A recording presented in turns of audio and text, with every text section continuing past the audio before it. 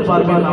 আমার মুজাদ্দিদুজ্জামান দাদা হুজুর পীর কেবলা রহমাতুল্লাহ আলাইহি হুজুরের একটা সন্তান ছিলেন, নাম হলো জুলফিকার সিদ্দিকী রহমাতুল্লাহ আলাইহি, যিনি ছোট হুজুর পীর নামে জানাকে আমরা সবাই চিনি। ঠিক না বেটা? ভাই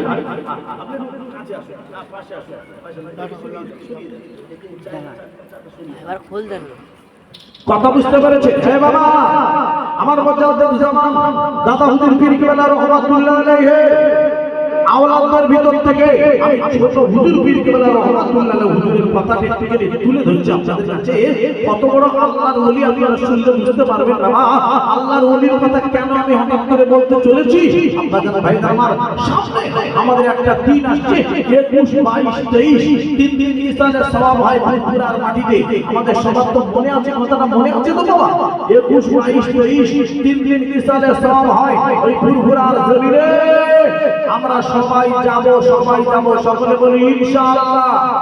একটু জোরে বলুন না ইনশাআল্লাহ। মাঝে মধ্যে ইনশাআল্লাহ সুবহানাল্লাহ আলহামদুলিল্লাহ আমার সঙ্গে বলুন। আপনারা মনে মনে করবেন দূর বাবা, পয়সা নেবে তুমি আর আমরা কেন বলতে যাবো, তাই না বলো? ও ভালো যুক্তি, ও যুক্তি খারাপ নয়, তবে বললে লাভ হবে। ওয়াজ করতে গিয়েছে বাবা বাংলাদেশের জমিনে।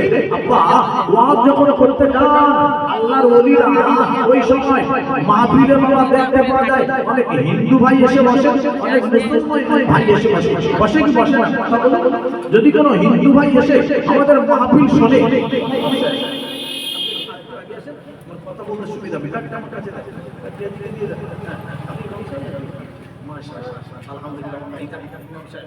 আমার ভাইজান খুব ভালো মানুষ। এই দেখেন ভাইজান আমার ইমাম সাহেব বসে আছেন, আপনাদের মসজিদের ইমাম সাহেব মাওলানা সাহেব মানুষ।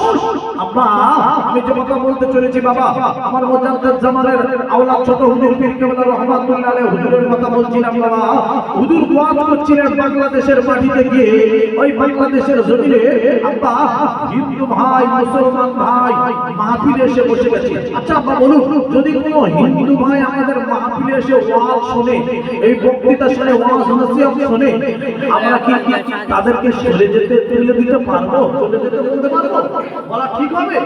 ঠিক হবে না। আরে বাবা, তারা এসে শুনতে পারে। সকলের জন্য ধর্মসভা, ধর্মসভা যদি শুনে আল্লাহকে মেনে নিতে পারে তার লাভ হয়ে যাবে, লাভ হয়ে যাবে, লাভ হয়ে যাবে।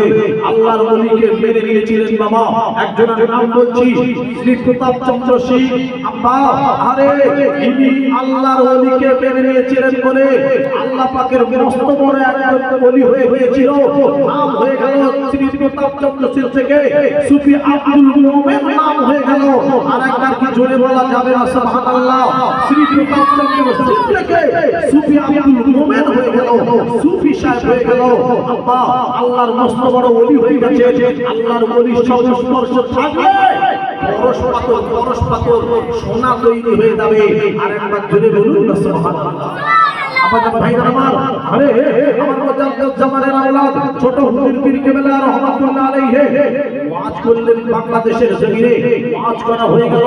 আব্বা এই সময় ওয়াজ যখন শেষাগত হয়ে এসেছে, আব্বা আমার আগে এসএস ভাইজান সিদ্দিকী ওয়াজ করছিলেন না ফুরফুরা শরীফের পীর সাহেব ইব্রাহিম সিদ্দিকী হুজুরের সন্তান লাগতে জিগার ছেলে ওয়াজ করছিলেন না বাবা? জি হুজুর আমার বড্ড ভালোবাসেন, মহব্বত করেন জি।